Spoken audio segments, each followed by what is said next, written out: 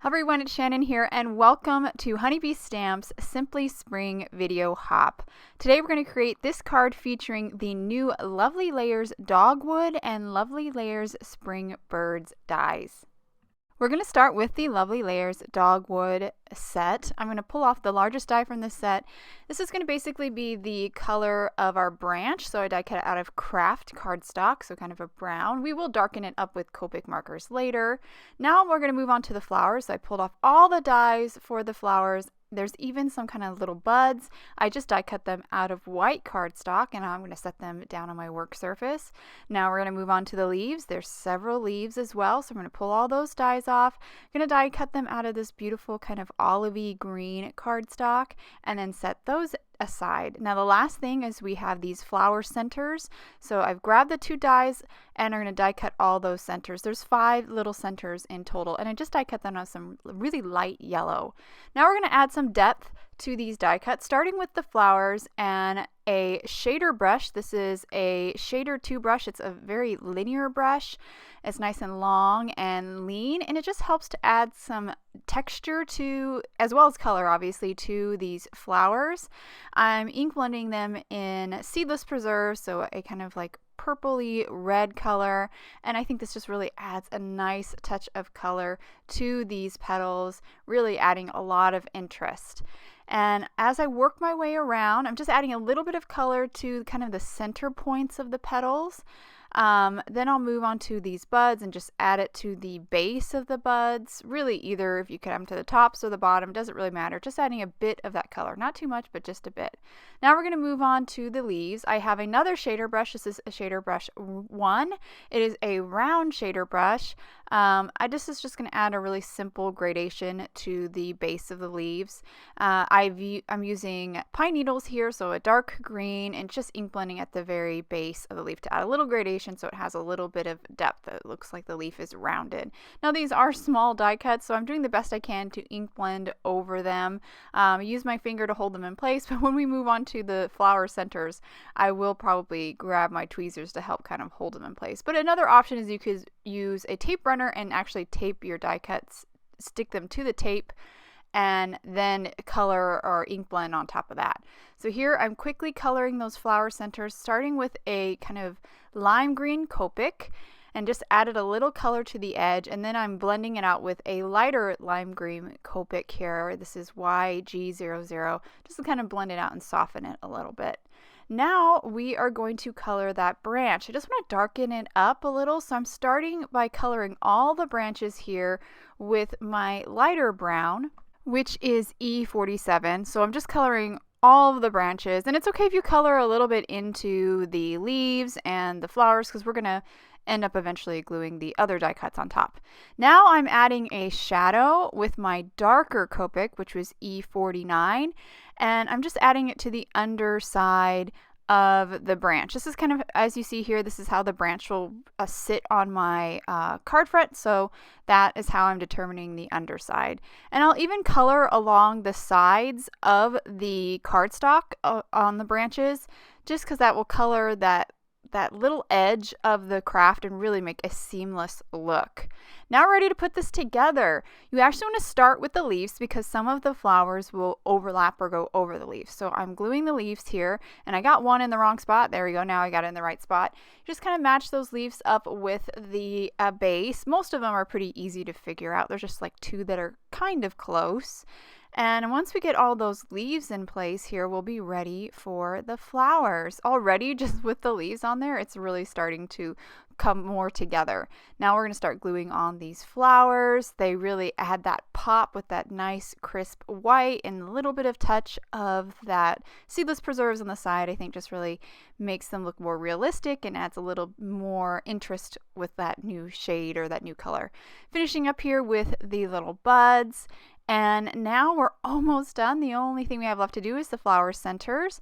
Just going to add a little bit of liquid glue to 5 of the flowers, basically the flowers that are the most open. These centers are pretty much all the same, so you can just match them with whatever flower you want. You don't have to overthink this. There's not really like one center that works with one flower better. So here it is, all finished. All my flower centers are in place, and it looks so pretty. I cannot wait to make my bird to go with it. So we're now going to move on to the Lovely Layers Spring Birds die set, and I'm going to do the bird that's actually kind of flying. I'm going to start with these two layers first, kind of the base layer and the top feather layer, and I'm die cutting them out of the same kind of dark royal blue, I guess, kind of cardstock. Now that I've got those two layers, I'm going to move on to this layer here. This one actually kind of cuts out the breast of the bird, or kind of the belly of the bird. I'm going to die cut out of some cream cardstock, and now I've set that aside. Then we'll move on to this tiny little piece here. This one really is more of the breast of the bird, just to add another kind of color to the bird and really gives more of a realistic look. I'm die cutting that out of Kraft cardstock, the same cardstock I used for the Dogwood branch.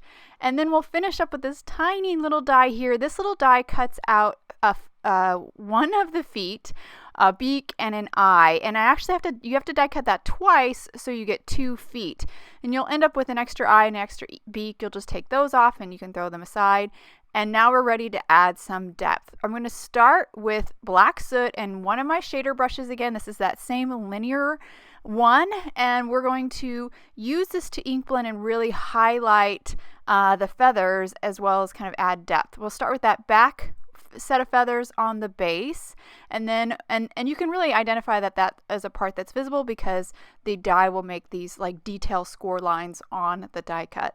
Now for this layer, we're starting to highlight those feathers. I start at where the feathers kind of meet the rest of the bird, or kind of gather together, and then work out with my blending brush to create this really pretty gradation that defines the feathers. And now we're going to move on to the head and just kind of ink blend over the base of the head a little bit to make it look a little bit more rounded. And that will finish the feathers. And I do actually forget to do the tail feathers on that base layer, and you'll see me do that later. Now moving on to the belly of the bird, just used a couple copics to kind of add a little shadow and highlight the little details at the tail of that layer. Now moving on to this breast layer, just ink blended a little bit with Seedless Preserves, back to that beautiful maroon color, kind of incorporates that color in the flowers.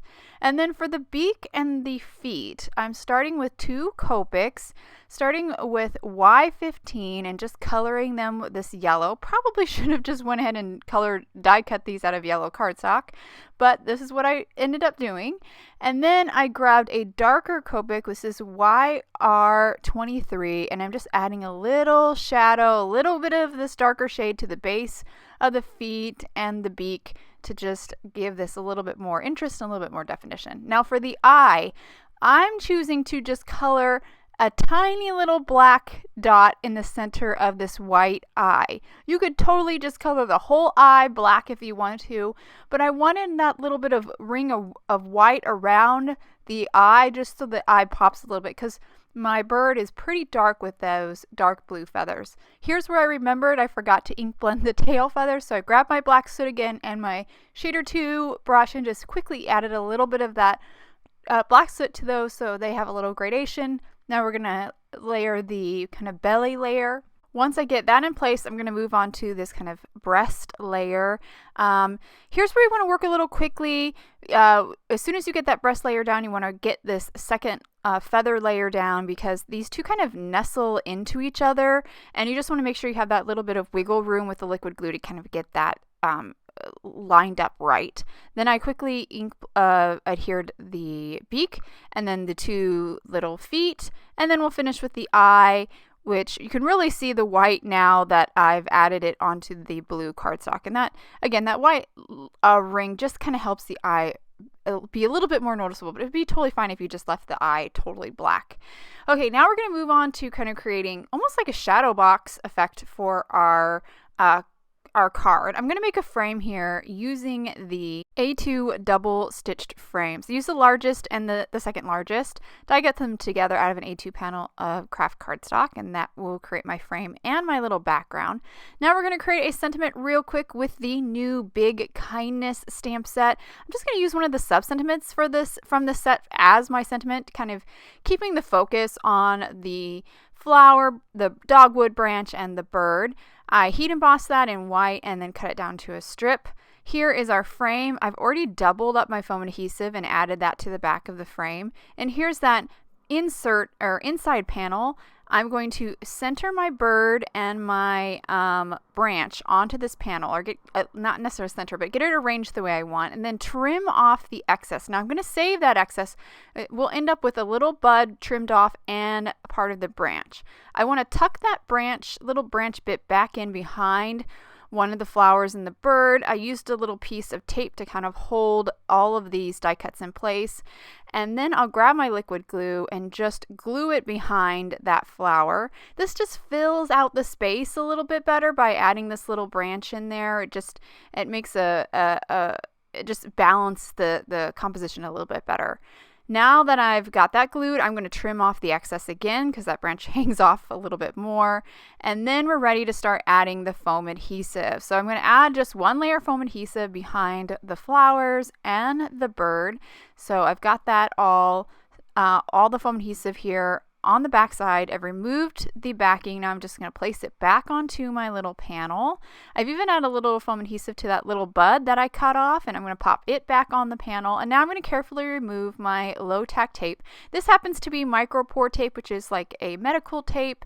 And if you don't have tape like this, you can just use washi tape. Anything will work. Even press and seal would kind of work too. Sometimes I like to show other options because some people can't get press and seal.